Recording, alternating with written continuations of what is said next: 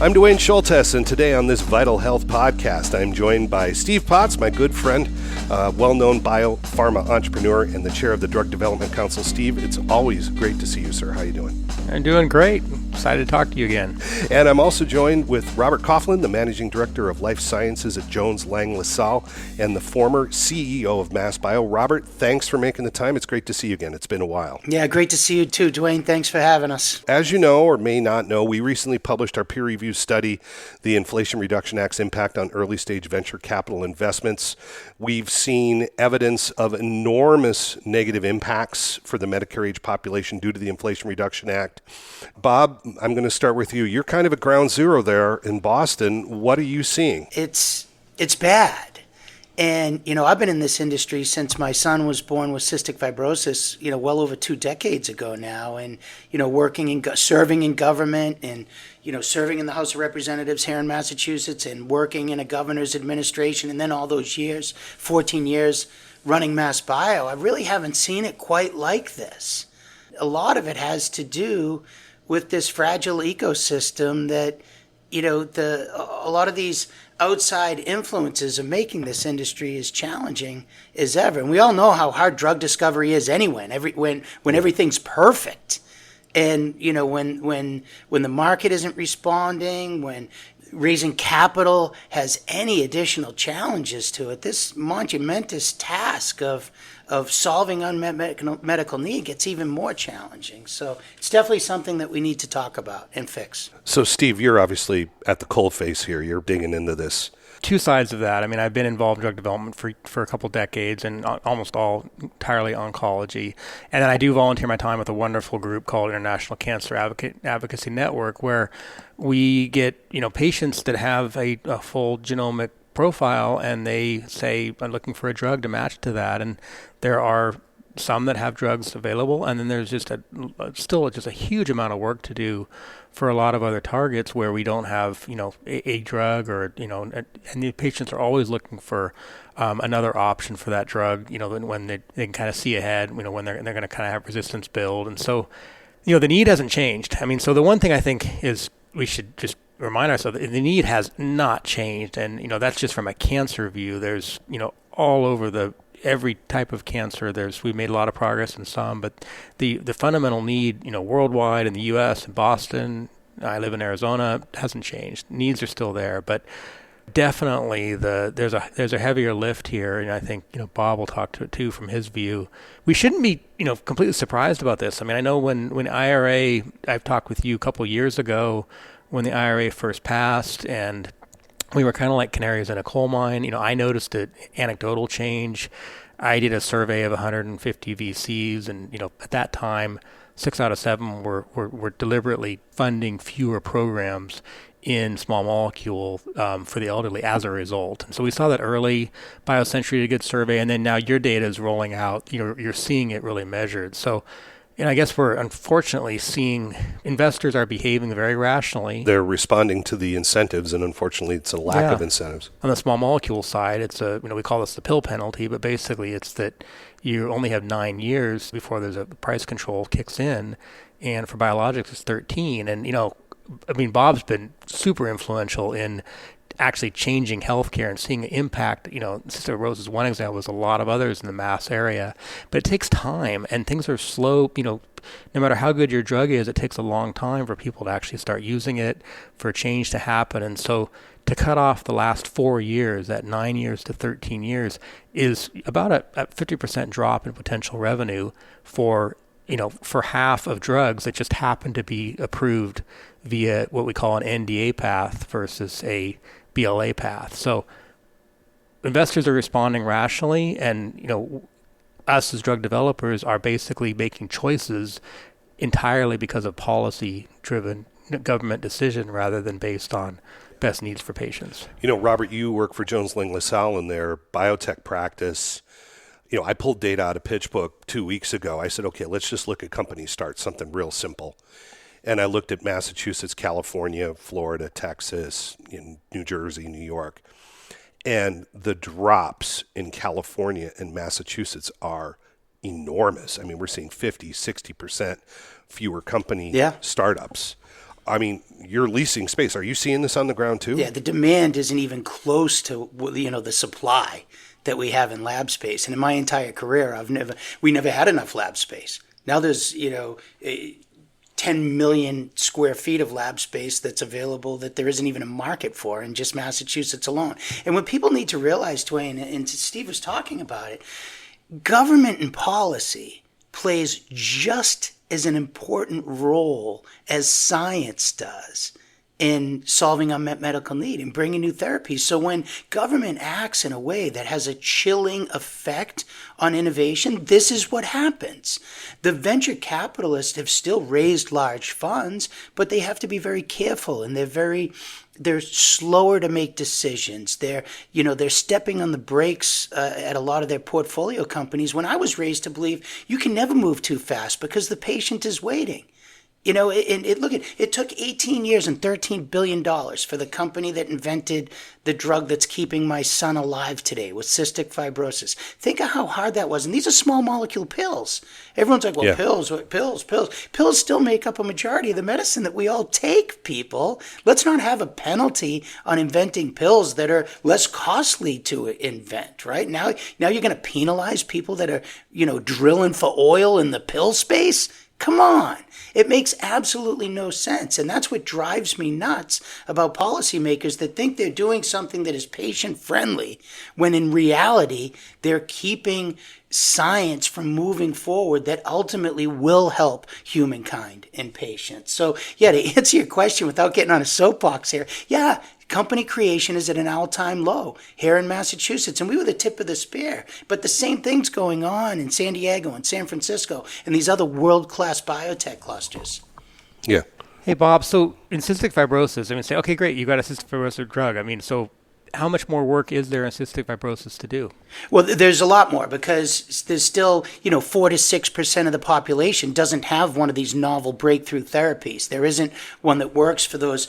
You can't leave patients behind. The thing that keeps me awake at night, I guess it's some form of a survivor's guilt, right? I feel guilty that my son has a medicine that's going to keep him alive when I'm still reading obituaries and going to funerals for other kids that are dying of cystic fibrosis. So there is a lot more to go. And think about it, these therapies aren't cures. It's not a cure, and that's why cell and gene therapy is important as well. And we need to incentivize companies in that area so that you can, ultimately cure diseases like cystic fibrosis and so many others. Robert, you're an old hand at this, and with all due respect, I'm gray-haired too, but it hits us fast, doesn't it, guys? I used to be the young guy. This is ridiculous. I'm like the old man now. I used to, Well, they say with age comes wisdom, but most of my friends would disagree with that. Now, leaving that aside, the reality is, you're an old hand at Boston politics, which is, as we all know, is its own certain flavor and color. Yeah, it's a unique sport out here, I'll tell you that much. It certainly is. It's a contact sport sometimes, too.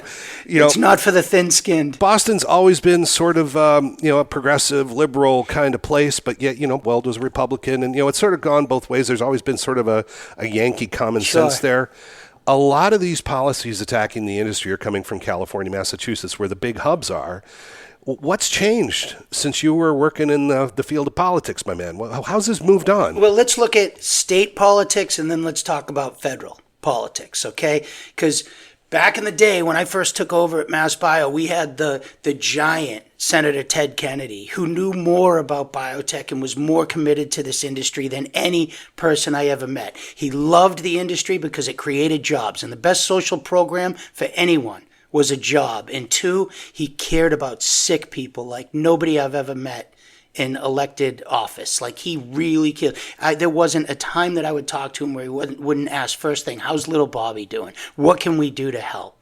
He got it. So back then, the federal government seemed to be really wanting to win, this race as it relates to innovation and unmet medical need. At the same time, in Massachusetts, we were educating politicians. Myself, I was one, right? And I had that platform to talk about my beautiful little baby that was dying from this rare genetic disorder, right? So in Massachusetts, we really, really changed a lot of laws so that we could be aligned and promote innovation. And then when Deval Patrick became governor, he saw, a Democrat, right? He saw something that Mitt Romney did, who was a Republican. He created this thing called the Massachusetts Life Science Center. Deval Patrick said, hey, if we're going to pull out of this economic downturn quickly, we need to play our strengths, life sciences, high tech, the green economy, right, and sustainability. So he said, let's go and create these initiatives. And the first one, I want it to be a 10-year, billion-dollar life science initiative. You fill in the dots, but we want to do something big and announce to the world that we're home, we're open for business. And what that did, folks, it got, we already had academia and industry that was pretty robust with a plan, but now government was on board. And Governor Patrick used to say, when government, industry, and academia all work together, there isn't a problem you can't solve. So that's what changed in Massachusetts back in 2008 to really get us on the map. And Deval Patrick did a couple terms, then Charlie Baker comes in, a Republican, and he kept putting money behind it and keeping it growing. And now Governor Maura Haley's in there, and she just did another one. So we have this continuity in government here in Massachusetts, but at the same time, we have senators like Elizabeth Warren, right? That was one of the 3 senators that voted against us in one of the breakthrough pieces of legislation, 21st Century Cures, right? She voted against it. And I'm like, you got to be kidding me. That's like the senior senator of Florida voting to destroy the orange industry. Like, who the heck does that? So, and it's because it's just so easy to say, oh, drugs are too expensive and we can't access them. Nobody talks about our busted, we have a sick care system, not a health care system with a payer system that doesn't even work or make sense because people move around from plant to plant. So it's like, drugs are only about 12% of the overall cost of healthcare. If they were all free, no one would invent another drug and there'd never be new drugs and it still wouldn't solve the problem. Now, what you're going to get, particularly for the Medicare age population, you're going to be cheaper because no one's going to be targeting Medicare and everything's going to be generic or biosimilar. Sure. This is the problem. Are you seeing any realization now that maybe this has gone too far? Oh, absolutely. Absolutely, Yeah. It's gone too far. And I mean, politicians say in one moment they don't want China to move ahead of us in innovation, and then they pass laws like the IRA that is the worst thing that I've seen for innovation and drug discovery in my adult lifetime. So it's like, come on, what is it going to be? And, I think that's why the answer to all this is educate, educate, educate. Let's get the word out to the disease communities, the disease foundations. Yeah. And it's funny, we always talk about the disease foundations, but let's talk about the patient community because everybody in the world is ultimately a patient, right? And you don't have to have a kid with CF or a kid with Duchenne muscular dystrophy or spinal muscular atrophy or a loved one with Huntington's, Parkinson's, or Alzheimer's to be a patient advocate. We all are going to need these therapies and these treatments ultimately, right? If you live long enough. And I know, and we saw this or during COVID and leading into trying to invent vaccines. I mean, the human race is never going to give up its undying, relentless desire to stay alive and stay healthy. So come on, let's educate people and let's keep doing the great work that Steve and his team are doing and do the work of No Patient Left Behind, and let's really capitalize into our networks with disease foundations and let them know that, hey, you got to call your politicians and let them know that you don't agree with this because you do support this industry. And again, it doesn't matter what state it's in the United States of America. I mean, this is something, all boats rise with the tide here. If I had a nickel for every senator that would say, oh, that's NIH is a Massachusetts or California issue because they get the lion's share of it. No, this is something that, patients, live everywhere in the United States of America, and disease has no borders. We got to wake up and do something about it. There are 2 bills right now that are working their way through the 2 houses. One is called EPIC and the other one's called Orphan. So you think of the name orphan, you think, well, orphan rare disease. And what that will do is have an exclude. It will allow more than one exclusion for orphan disease and really encourage more companies to do more than just one orphan designation, because the clock starts ticking in terms of until price control happens. So right now, companies are not incentivized to do more than one orphan disease, which is a problem because in a life cycle of a drug, you do multiple things. The EPIC Act is solving the small molecule penalty directly. So it's saying, look, 9 years is not enough. And Duane's data is so clear that the investment has really moved out of the sector because of the 9 years. And so the goal is to solve that and have small molecules be treated the same as biologics with 1313. One thing, Bob, I've noticed is that I think that the cancer community is very aware now, I think, of the EPIC Act and how important it is. And so you see some really wonderful patient advocacy groups in oncology really starting to really voice and get involved, say very clearly this is a problem, because it's hitting oncology really hard, because we've always depended on getting multiple niche indications approved for a given drug. And we've just been successful. So many people have seen success, and so many patients' lives have been touched by being able to do that. But one thing I've noticed is that I don't think as many of the rare orphan disease advocacy groups are as engaged with EPIC and seeing that it's really important to get small molecules on parity with biologics. I was curious if you kind of talk to that a little bit. Let's talk about advocacy, whether it's for orphan or EPIC. Advocacy is very important. And I think it's important that as patient entities, whether you're more focused on oncology or if you're focused on rare genetic diseases and orphan diseases, it's important that everybody pulls together, because, it's a slippery slope situation. And don't ever underestimate the power of advocacy. I mean, we've run campaigns here in Massachusetts where we've gotten all the different disease foundations together. They can push out to all the people in their database. You can't rely on the drug companies to do this. There's a firewall between they don't interact with the patients that way. So we've always really utilized and leaned on our patient advocacy groups and our disease foundations to push that information out. And let people know that if you're focused on orphan diseases, EPIC is important, right? You got to get the 9 to 13, because if people don't have data exclusivity for a period of time, who's going to invest in a drug, pill that takes 18 years and $13 billion to invent? I'm not saying all of them should cost that much. That's just what our experience was in cystic fibrosis. And, a lot of the time, Steve, to your point, a lot of these disease foundations will only want to pick and choose what's really in their warehouse and not dilute their asks by going to a lot of different issues. But this is a call for all hands on deck. I mean, we got to get this right, and reconciliation is going to offer us an opportunity to fix some of these. And hey, maybe, let me give our elected officials some credit here, maybe some of them were unintended consequences that they didn't foresee. So now that's why we have this deliberative process and a way to fix things that were wrong. So I think it's important that the organizations like pharma and bio on a national level really leverage their relationships with disease foundations and patient advocacy groups to come up with these one-pagers that they can distribute out to their entire database, and then get people dialing up and emailing their members of Congress. Because it's time for really hand-to-hand combat here, and really pick off legislators and members of the Senate one by one and let them know that this is important. Again, it's not just a Massachusetts and California issue. We need to get to the patients across the country. Every state has the same amount of United States senators, folks. Right? So I remember when we were doing a pathway to biosimilars, which very similar, big fight back in probably 2011 or 2012. And, Ted Kennedy had passed away, and we ran a campaign out in Nevada, and it was Senator Reid, who was the Senate Majority Leader at the time. He saved us on that issue because we ran a great campaign in his state and introduced him to patients.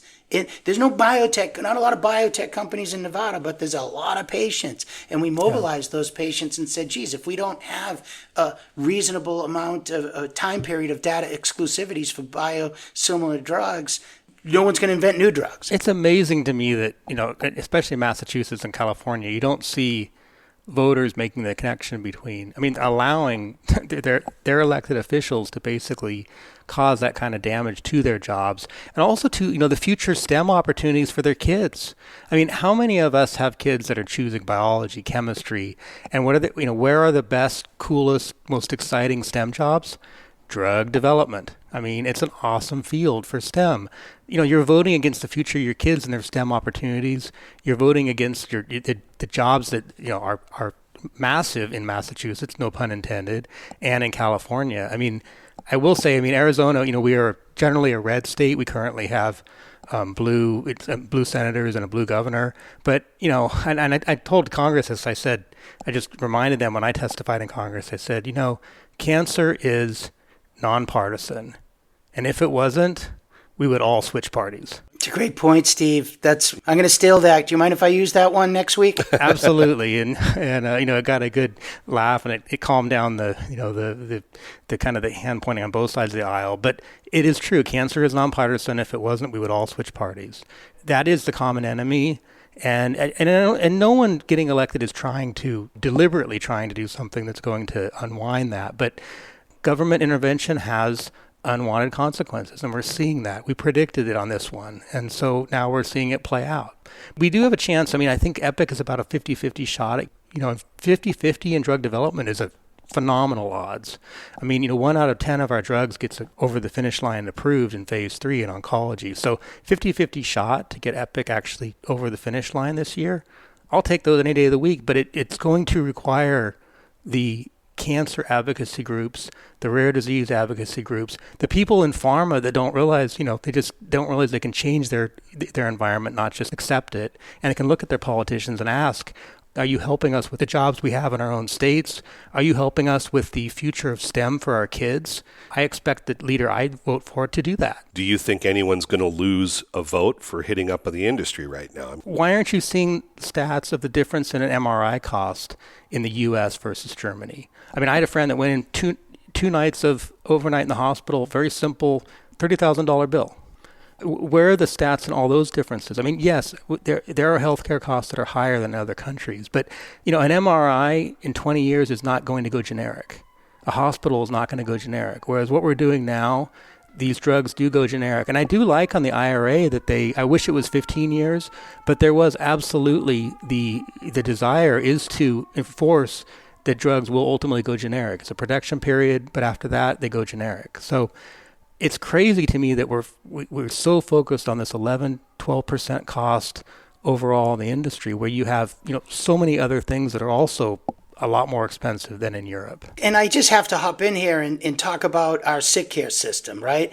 Yeah. We don't have a healthcare system. We don't promote health and wellness. In other words, our sick care system in our payer system, right? People think, oh, my drugs are too expensive because my insurance company said denied access, or my insurance company is charging me obscene out-of-pocket costs, and then blaming everything on the drug companies. So our payer system, the insurance companies have just masterfully made us the villain in the room. Steve, hey, you go to the hospital, you stay overnight, it doesn't get declined. Insurance covers it, and they don't say, oh, that bed at Hospital X cost $30,000 a night. Your MRI was $95,000 for the 4 of them that you had. They don't say that like that, but you can't get your medicine, right? Because it's too expensive. It's ridiculous. Now you look at, let's use a cystic fibrosis breakthrough therapy. It costs $325,000 a year. Everybody goes, oh my God, it's $325,000 a year. But what they don't remember is the 18 years and $13 billion it cost to invent it. It's going to go generic in 4 or 5 years now, and it's going to cost pennies. And during that time, my son, who typically could cost upwards of $500,000 a year in hospitalizations, hasn't been in the hospital once. And he's alive. And now he works and pays taxes, and he's not a burden on the healthcare system. And soon that drug is going to cost pennies. So why aren't people tracking costs avoided? Right? Everyone says, oh, selling gene therapy and it cures. It's going to be too expensive. Well, what does it cost to take care of the sick person for all those years until they die? You've identified what we call the somebody else's problem. And oh my God, Duane. It's 100% correct. The one that always got me was Sovaldi. The argument over Sovaldi, a literal cure. 99.5% of the times we cured hepatitis C. And literally, I had an EU official, Clemens Martinauer. I sat there on a debate with him one time, and he said, this drug is immoral. I'm like, okay, wait a minute. Hold on. Hold the phone here. Okay. Immoral. And again, you're 100% correct. No one had actually looked at the entire value chain. Now, when you did this, you realized if you didn't use that drug, If you didn't use Sovaldi, you were using pegylated interferon, which only worked 48% of the time. So even if the drug was half as expensive, the cost was higher already just on a cost per cure basis. Then if you said, okay, what happens if you didn't use Sovaldi and you used pegylated interferon, then 50% of the people didn't respond. 1 out of 10 of them needed a liver transplant. Yeah, okay. Expensive. Yeah, geez, no kidding. Now, once you added all that up, you were at $180,000 to $200,000 per cure per patient for the alternative pathway. But the problem is that's hospitalization. That's not the drugs budget. Somebody else had to deal with it. And frankly, the other problem is the pharmaceutical industry makes a very good Snidely Whiplash tying a woman to the railroad tracks with the black hat and the cape, and they make a good villain. It's very easy to point at them and say, see, they're the problem. At this point, I don't know how we get over that. Steve, you've got very good PR and people love you to death. So, I mean, how have you managed to be a nice guy? I mean, what's not to love, right, Duane? Well, I joke that the only reason that they had me testify in Congress is because I make this look really hard. It's like watching an old surfer and you watch someone who's really good and you think, oh, I'll just jump on the board. How hard can that be? And then you get out there and you're like, holy cow, these waves, this is super hard. It takes all summer to stand up on your board.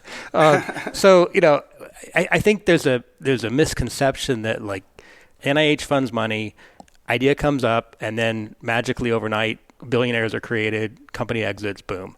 But, I just remind people, I've been doing this oncology 25 years, 10 years in diagnostics, 15 years in therapeutics. I've been involved in 2 drugs that are given to patients today. I had my small role on page, probably run the scripts on a movie. I'm probably, maybe I'm the key grip, but I was certainly involved in those 2 drugs, and I'm proud of it. But, that's 2 successful drugs in 25 years. And you start to talk to people, and they'll say, you should probably just quit. That's better than average. That's great. So this stuff is hard, and you just got to remind people that. The other thing is, this is a small business, American small business enterprise, and people completely forget that. We have a lot of large pharmas. We have huge competition in the large pharmas. This is not a Coke and Pepsi where almost every industry is like 2 big players and nobody else. Walmart, Costco, I can go on and on, but most industries are a Coke versus Pepsi. We have a bunch of large pharmas that are all, competing for the right to give the best therapy to patients. But the industry is really actually a small company industry. When I testified in Congress, they asked me, Dr. Potts, are you large pharma? And I said, no, I'm small biotech. And then I had to remind them, I said, look, we have a database, a clinical trials database that every trial goes in now. That was government regulation that made that happen.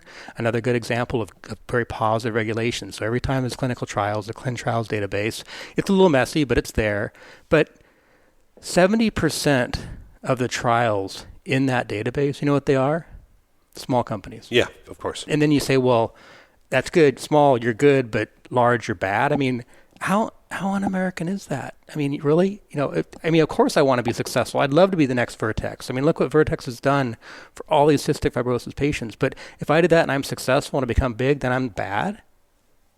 I mean, again, how do you let your elected leaders in Massachusetts and California say these things and stay in office? I have no idea. We would not allow that in Arizona, I'll tell you that much.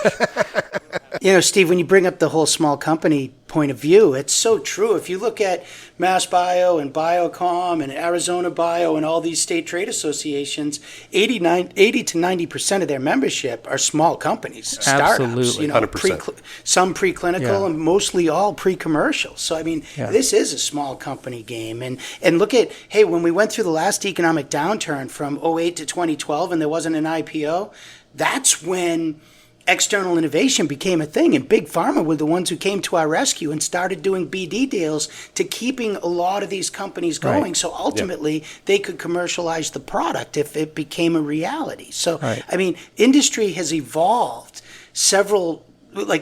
in many ways over the last few decades to get better at what we do, and I think we still will. I'm betting on science from here on in, and I think science will always win. So as much as we can talk about negative policy and influence here, and it's important that we do, it's also important that our listeners realize that great stuff is happening. I tell people all the time, I think we've gone from the golden age of science into the platinum age. There's some crazy, amazingly good things happening out there now all over the country, not just in Massachusetts and California, Steve. You know that. There's great science happening in so many universities and world-class academic medical centers in every single state in this country. right? Yeah. And we got to take the best of all of it and do whatever it is that we need to get commercialized. That science is great, but what good is it if it's not going to be invented, it turned into something that can help a patient, right? And that's another thing that drives me nuts when politicians say, well, NIH invents the drugs. No, they don't. No, they don't. It's like, there's maybe 1 yard line of 100 yards that has to be covered before science turns into a drug, and the risk and the money and the blood, sweat, and so many tears. Like, people don't realize that. But when a politician says, well, the NIH is funding that drug, and then, company X goes and makes billions of dollars, it's an all-out lie. Yeah. It's a lie. Unfortunately, it's another group of Boston academics who are promoting that lie. I mean, you have Kesselheim and people at Harvard who are saying it's NIH that does this. I've got to jump in here. And I'm wondering why someone hasn't done a really good analysis on Dr. Kesselheim's work. I was sitting next to him and I'm hearing him quote this, saying basically NIH invents all the drugs, government invents all the drugs, it's telling that story.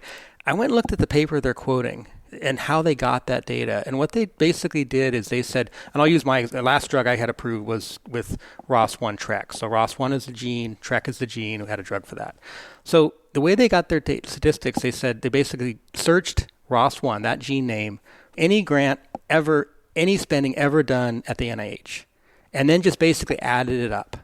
So in other words, if on page 39 of something that had nothing to do with ROS1, it said ROS1, they added up and they called that spending on the target. Then they added the word entrectinib, which is the last drug, and then they added those up. The numbers of dollars that they were putting against our drug, which came out of Italy, yeah, it's just jaw-dropping to me that then people keep quoting that study again and again and again. It's a problem because it's hard to do. And, we, at our firm, Duane Schulthess, who ran this study, we actually analyzed 3,000 patents. We actually, patent by patent, we analyzed every single one to look for the government interest statement in the patents. This was, very publicized study from last year about march-in rights, and we've published several peer-reviewed studies on this, and anyone can go to our website and download them on vitaltransformation.com. But the bottom line is, it's about 8% of all patents have a government interest statement for the mechanism of action and composition of matter. And if you look at those studies in particular, Fred Ledley, Bentley University, that's what you're referring to, when they say all these drugs, 98% are related to NIH, you made a really good point. What about the 40% that came out of Europe or Japan? Because that's the reality. It's like, it's not 100%, but 60% are U.S., 40% are not, and we know that most of those are Japan until this year where China's starting to take a larger and larger role. But the fact is, a lot of those come out of Europe and Japan, and they have nothing to do with the NIH. Keytruda was a drug that came out of the Netherlands. There's so many fallacies on this, but the reality is it plays well with the public. It plays well in, this is the problem. It's an easy bumper sticker slogan. Yep. And Robert Kennedy Jr. was interviewed on John Stossel's show in October running into the election, said that in 2016, the FDA approved 220 drugs, and of those 220 drugs, they were all invented by the NIH. Now, the reality is the FDA approved 22 drugs in 2016, and 95% had no government interest statement. I checked the data.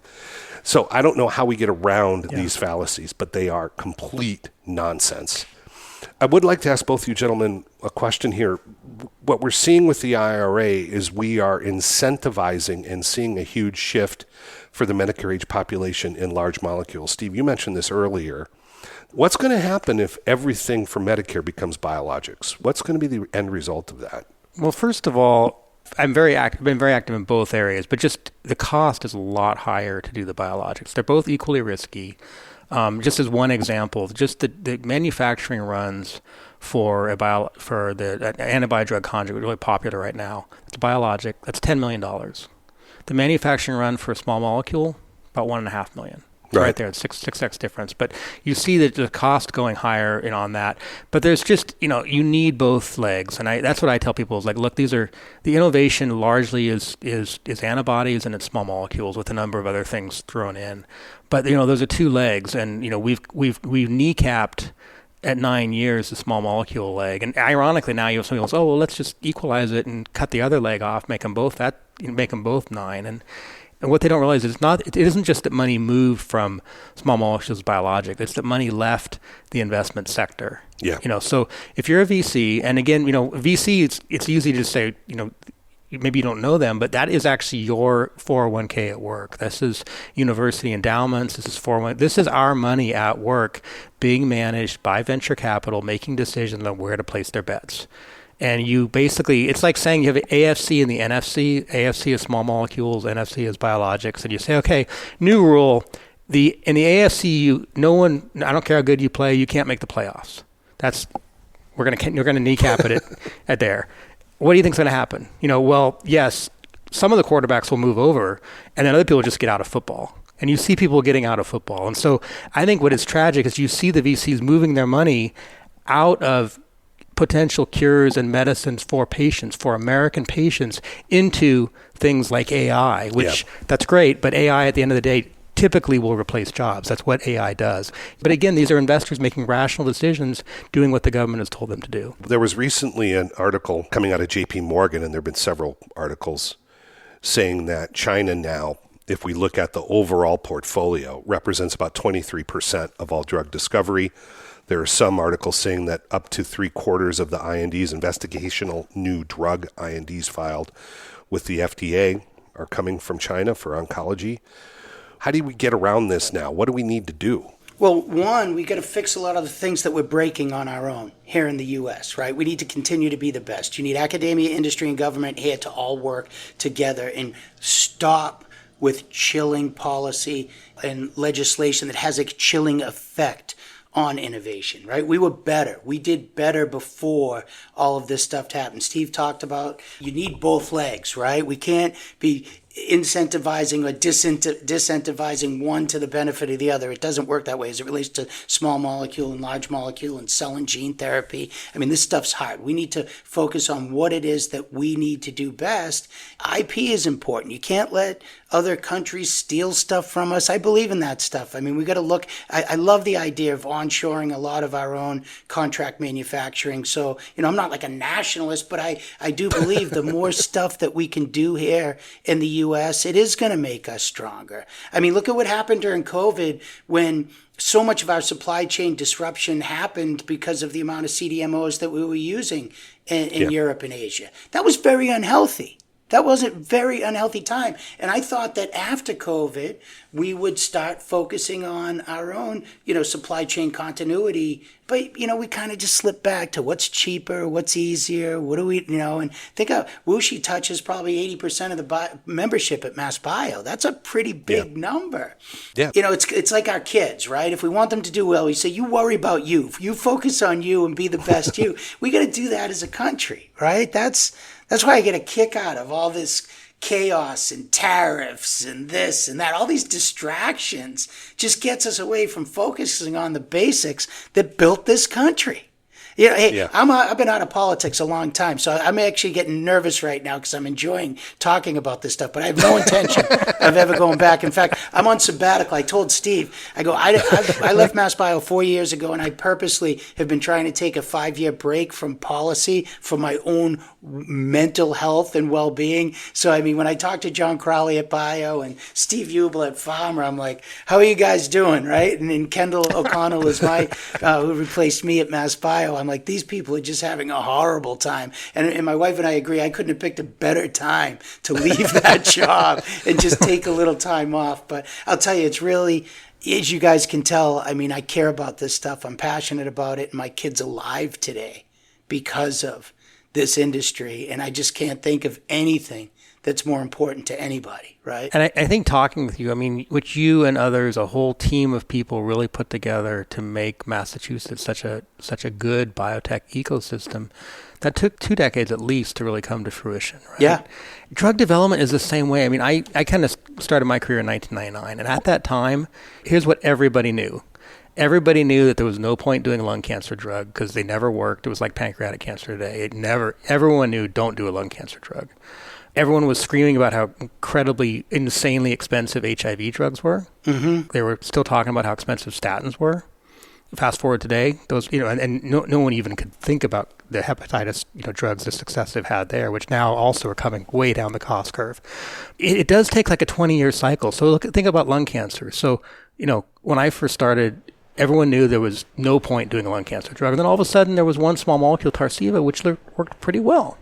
And it got approved, and it helped a lot of patients. And then there has been a gradual progression of better and better and better lung cancer drugs. And now, Tagrisso is a fantastic drug. I mean, you see how well that's working. There's a whole bunch of others. There's a lot more need. There's a ton of other patients with mutations. That's one thing I volunteer with on this International Cancer Advocacy Network, to try to get more more drugs for those patients. But it takes that time, that ladder of innovation, to go from a first drug to the best drug. And I'm sure in cystic fibrosis, probably the same thing. You see the first approval, but then now some of the other mutations that you're going to need to have drugs for, you can't kneecap that. It has to just keep going. But I do think that what you guys put together, from Massachusetts, to make that a great biotech ecosystem where, investors could take bets on companies in a stable environment that was friendly for innovation, that was friendly for STEM jobs. You think of all of us that have STEM jobs because you guys, I've had a whole career in STEM.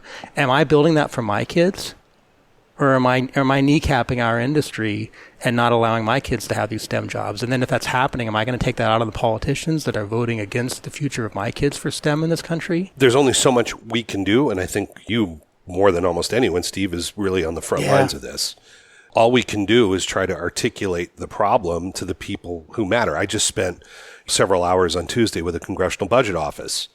And it wasn't me dancing in the end zone. It was, okay, guys, here's what happened. Here's what we need to do better. And it was a real collegial discussion, unlike the last few, which have been quite adversarial.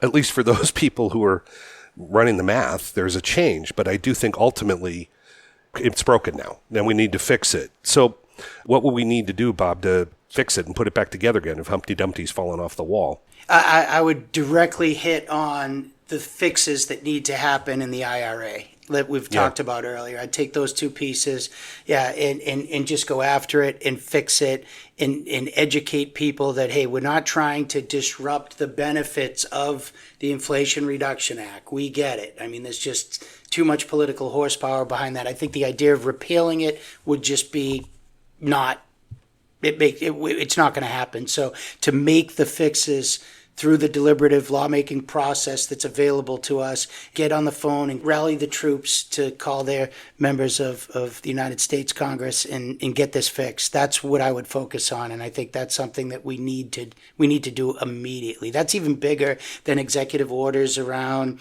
most favored nations pricing, and a lot of that stuff's chaos. This legislation, we got to make sure that we get those unintended consequences fixed. Steve, what do you think? I wish that IRA had been a 15-15. I think that would have been. Yeah. I think we're seeing that we could potentially live with 13, but I do think that the IRA has done something profound with insist that things do go generic and we get to generic pricing. But the 9 is just not doable. It's just, and we're seeing that in the data. So I'm with you, Bob. I mean, I think Epic is about a 50-50 right now. It's winnable. We're close on this, and I do think that will help a lot. And then I would just say the other magic wand would be just, and this is to people listening that are in biotech. When I raise money, you have to learn how to tell a story. You bring the team together, you say what you're going to do. It's like climbing Everest. It's a 5-year commitment, and you're telling a story to investors of what you're going to do to get a drug over the finish line. Take that same energy and spend some time telling that same story to your senators, to your congressmen, to your neighbors, to your relatives who just have been, spoon-fed that pharma equals bad, and remind them this is an amazing American industry. We should be super proud of what we've done. And we are carrying the burden of the whole world in terms of the pricing, but this is an American industry, and we should be really proud of this industry, and it's something worth preserving and worth protecting and worth defending. Steve, thank you very much. It's great. And Bob, really a pleasure. I hope we can meet up again in Boston. Yeah, let's all catch up at Bio. Absolutely. Love it. We'll see you in 2 weeks. The producer of the Vital Health Podcast is Duane Schulthess. Our editor is Mark Brodeen. Our project manager is Caden Drake. The Vital Health Podcast is a production of Vital Transformation, LLC, copyright 2025.